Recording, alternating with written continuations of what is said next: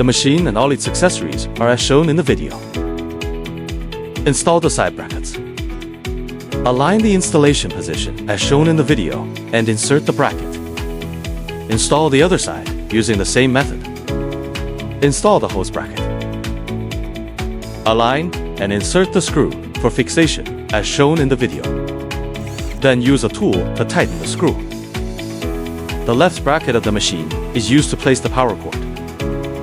The right side is used to place the spray gun and extension bar. The rear is used to place the inlet hose, outlet hose, and foam bottle. Install the spray gun. You can directly install the nozzle. Align it with the slot as shown in the video. Insert the nozzle and then rotate to fix it.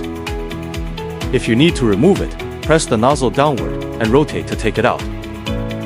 It can also be used with an extension bar, and the installation method is as shown in the video. Install the inlet hose. First, attach the quick connector to the machine. Then install the filter to one end of the water inlet hose. Unscrew the nut on the quick connector. Thread the water inlet hose through and connect it to the quick connector. Then tighten the nut to secure it. Finally, press the quick connector inward to install it to the machine. Install the outlet hose. Connect one end to the machine and tighten to secure.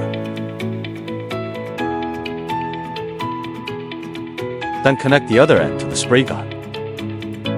If you need to remove the spray gun, press the switch and pull it downward. Place the water inlet hose into the water. You can choose the voltage, frequency, and plug type as needed. Turn on the switch to start working. This machine is not only compact in size but also has strong pressure, making it suitable for various working environments. You can change the spray angle by rotating the nozzle to meet different needs. The actual pressure and cleaning effect of the machine are as shown in the video.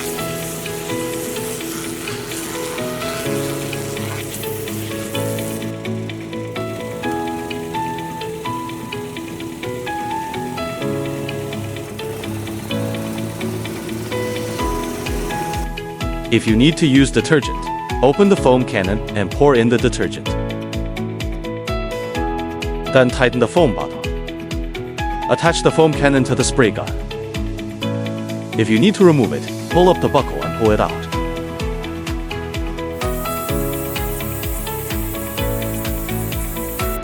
To turn off the machine, simply turn off the start switch as shown in the video.